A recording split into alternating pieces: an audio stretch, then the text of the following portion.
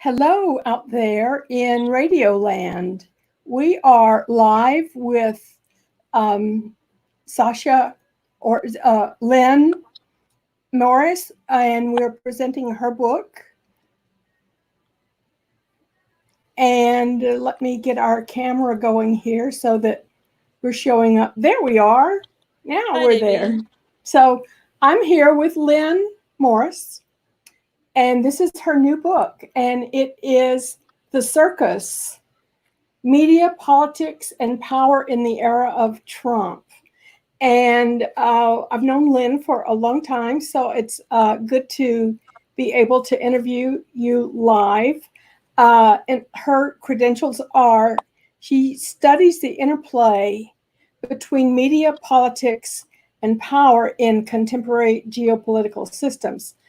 Lynn holds a master's in communication research from the University of South Carolina and has also studied at the Harvard Kennedy School of Government and the University of North Carolina at Chapel Hill. Welcome, and thank you for this very interesting book that you've written. I read through it this weekend, and you hit a bunch of points that on maybe a subconscious level I was aware of, but you put it all in a nice, concise, tight little book. And what made you write this?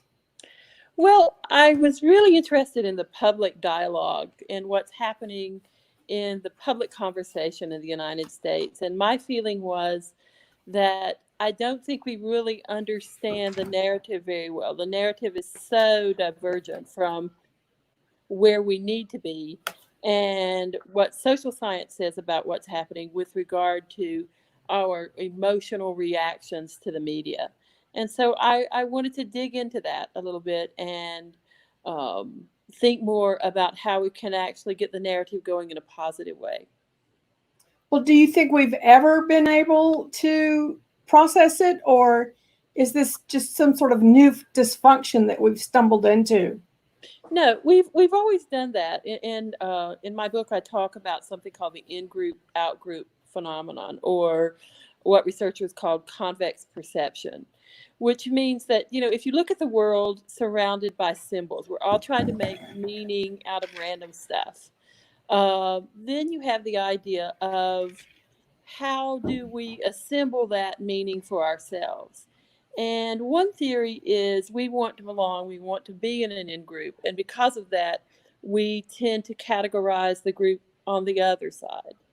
And we derive our own meaning based on that derivation of what we think the other is about. In the mid 80s, I got really interested in this because of Reagan and his evil empire comments.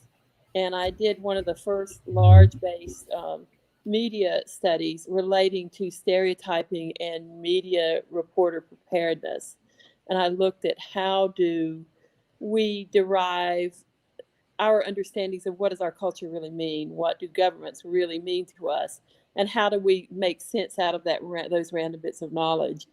And are we actually dealing with facts, or are we dealing with stereotypes? And the short answer to your question is that we always deal with stereotypes, but we're unaware of doing that.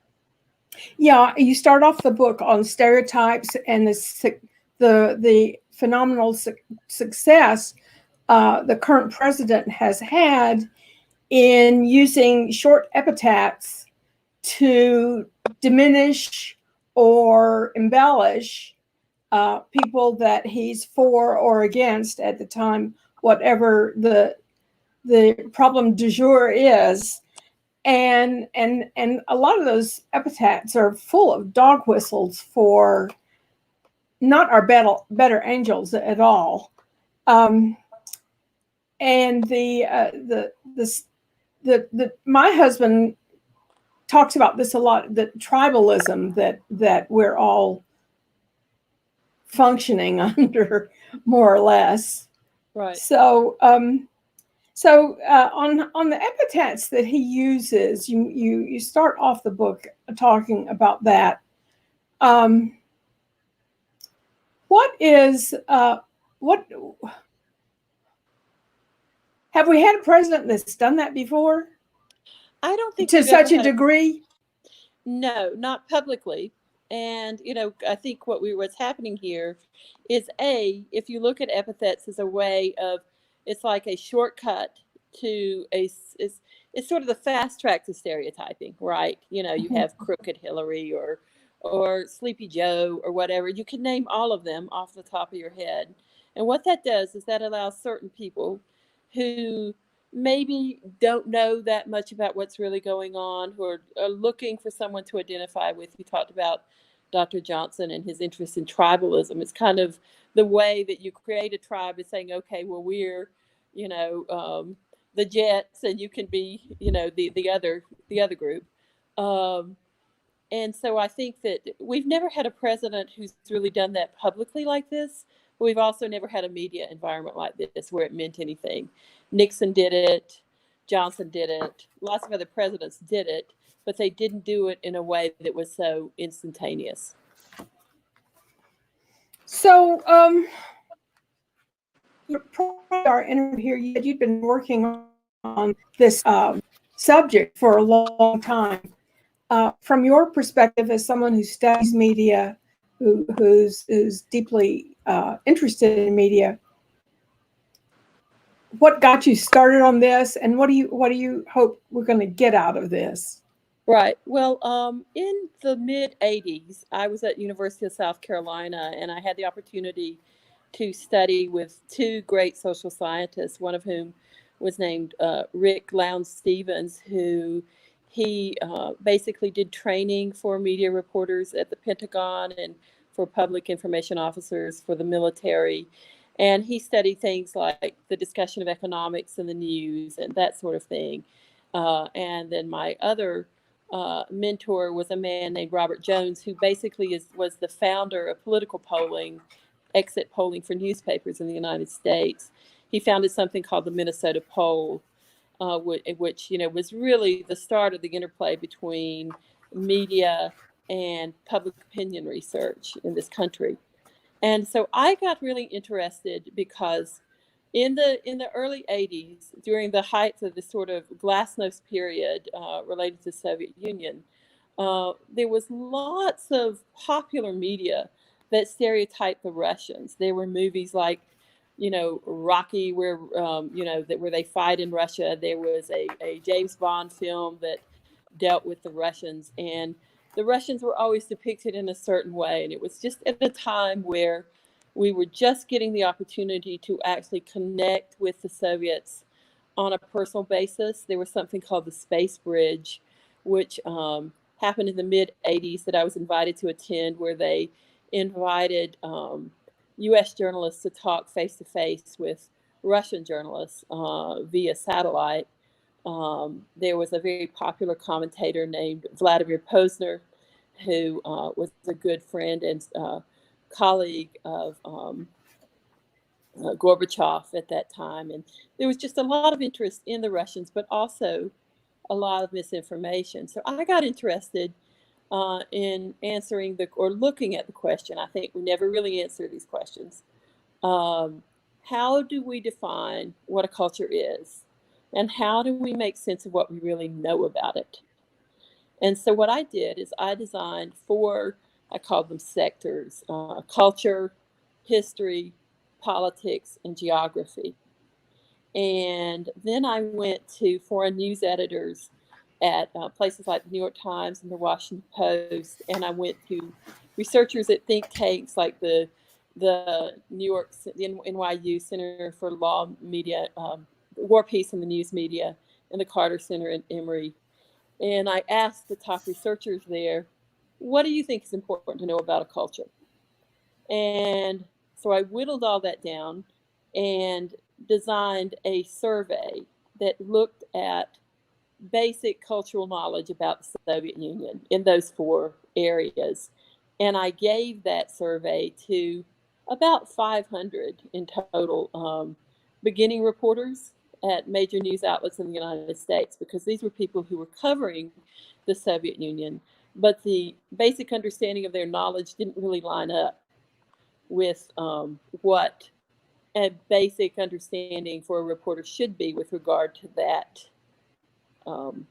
country and that political discussion.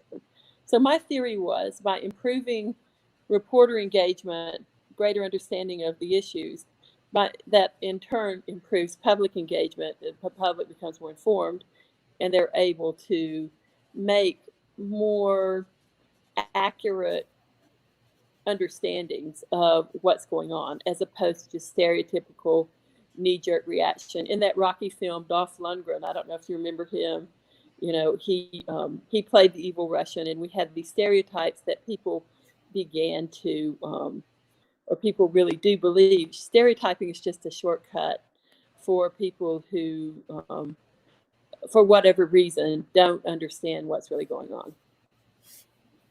Well, do you think the internet has made things better in understanding other cultures and given reporters and people in the media an opportunity to look at a little more nuanced at other cultures, or is it worse?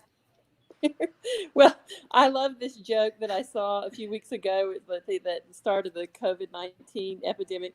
They said now everyone can put their constitutional law degree away and pull out their epidemiology degree. You have all of these people who are just, pretty much the drugstore cowboys sitting around deciding, and they do. If you look at your peer group, you lean on your peer group for information. I think it makes it harder for reporters. It makes it harder for the credibility of reporters. The 24-hour news cycle changes the way that we cultivate news, the way we cultivate sources, the way we present information. The decline of the long form narrative is very, very detrimental to that. And yet that's the world we're dealing with, and we need to learn to adapt to that. And on the other side, the consumers also need to learn to adapt to that. Say, well, maybe my buddy Billy Bob is not the right guy to ask about my safety during COVID-19. He's not a guy who's experienced in that. How we vet and decide what a source is has changed rapidly. Well, yeah. What I see, COVID-19, it's almost a metaphor.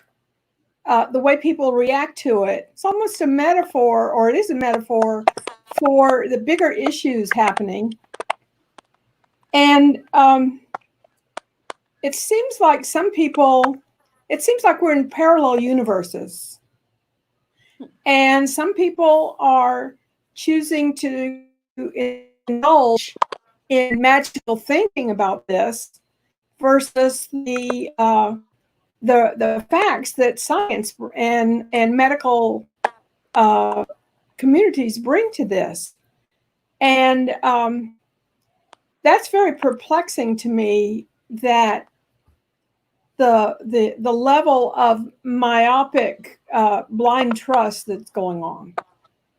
But don't you think it has a lot to do with how people cultivate what they know? I remember, and I think I mentioned this in the book, at the very start of the pandemic, I was with my banker, and they were closing the bank that day so they could all go to Charlotte to a meeting to address how they were going to handle the pandemic. And I said, well, this is probably the last time I'm going to be out. And she said, oh, I don't believe in that. I think that's all just a bunch of nonsense. And I thought, well, this has a lot to do with everything from how did you grow up? How did you feel about things in school? How do you personally cultivate information and make sense of it as to whether it's important to you or not? And that's one of the points I tried to make in the book, was that, we have people talking a lot about their First Amendment rights and their Second Amendment rights, but large format studies on civic engagement show that whereas people say they believe those things, they don't really know what they are. So fewer than 30% in one large study of thousands of people in the United States, whereas they said, I believe in the right to bear arms, they couldn't name any of the amendments or any of the any of the rights that are secured in that way. And so, we have a real disconnect as far as civic understanding of how things work. We have a real disconnect as far as basic understanding of what we are as a country and who we are on the ground. And I'm talking just very similar, very, very basic things like where are the states and what are the capitals of the states, things that maybe people in a previous generation, I know I knew this by the time I was in maybe the third grade. You have college students now who don't understand that and don't feel a need to know that, and because it's shifting so rapidly that what we value changes almost by the minute. Go back to that's our detriment. Go back to what clarify what it was you knew in the third grade. Right. So in the third grade, I mean, I grew up, my father was a scientist. My father was an organic chemist, and my mother was a teacher. And I grew up from a family that was a pretty well-educated family. And in the third grade, we had my mother, the games we always played as children were these educational games. We had this little game called the Game of the States, and you had a little car and a little wooden disc, and you would move from state to state on a board, and you would have to answer a question about that state. What is Iowa famous for, or what's the capital of South Dakota, or whatever. And so I think all that basic knowledge about the states was something that I knew, I'm sure, by the time I was 7 or 8 years old. And yet you have college students now who don't have the experience of really traveling. I mean, I've taught at universities and I've taught at community college, and I always ask this question, well, what's the capital of Virginia? And in my own very unscientific study, my students would say, well, I'm not good at that kind of thing, or I've only ever been to Myrtle Beach. And this is the voter base that Trump has so much power over, because he is able to use things like epithets, which are the sort of the straight line to stereotyping. He's able to use people's lack of understanding about how the government works and so on to really influence them. He's become their opinion leader. And in the book, I talk about two very important theories that relate to him. The first one is convex perception, which you just talked about. And the second one has to do with referent power, which means, we try to find a person that we find powerful and they say something is good and we agree. And he is very, very masterful at using that. I mean, when I hear him talk now, after considering these theories, I try to always keep in my mind that it's not about what he's saying. It's about the influence on those groups, because those are the groups that won the election for him. Well, what I see is he expresses what they're thinking. I think that he's very good at expressing and in that manner, that the way he expresses what they're thinking, they feel very validated by him. Right. And this idea of, if I were president, I would do that too. That's kind of the mindset. Yes, yeah, that's what went into the book. If I were the president, or if I were the CEO of many wealthy places, this would be how I would act. So, and you see this in the. I'm sorry. Go ahead. Go ahead. What I was going to say is, you see, and a good example of this is when Ivanka, went to the G20 summit in Europe. She actually, went on the plane with Trump, and there was some, discussion about whether that was appropriate. And a lot of the public discussion had to do with, well, he's her daddy, so why can't she hitch a ride with him? Not considering, well, that's a multi-million-dollar ride. It's not like getting in the back seat of your dad's Civic and going to Florida. It involves a lot of infrastructure and a lot of movement.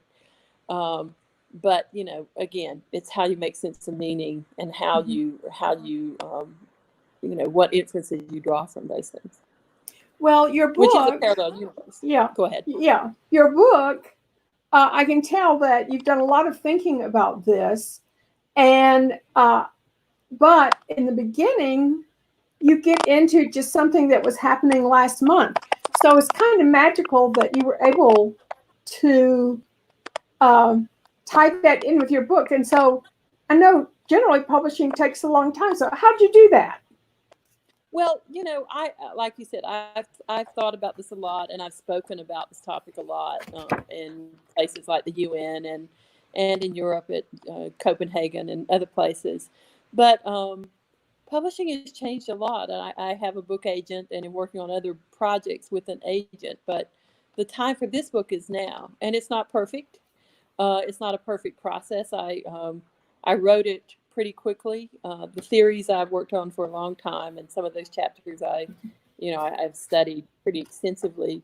But I think the opportunity now is to get things out there. I thought it was a time for people to really consider this. I think it's very important for people to look at this particular angle of how this fits together. So I just sat down and wrote it. Yeah. So I appreciate you coming on, and I appreciate what you had to say in here. It's very clarifying, kind of concentrates the madness going on in the world down to some understandable characteristics and behaviors of America. And so what do you have to tell the viewers or the listeners in closing about what they should do with this book? I think the first thing they should do is they should take a look at the theory. And the second thing is that people need to understand how the government actually works. They need to understand the basic things of civics, and how are laws made, how are they passed, who are representatives, how are they elected, and that of course includes being registered to vote. And the third thing is media literacy. They need to tap into all the tools that are available to teach them how to evaluate messages, how to separate good sources from bad sources, facts from opinions, and that sort of thing. So I think those are the three big things that everyone should do: is understand the theory so they understand what's going on, understand how the government actually works, and understand media literacy so they can evaluate good sources of information from less than acceptable ones. Well, thank you very much for sending me the book and educating me on how to look at things more clearly. Well, thank you. It's been such a pleasure to be with you remotely, and I'm looking forward to seeing you in person soon, I hope. Okay. All right. Bye-bye. Thank you. Bye-bye.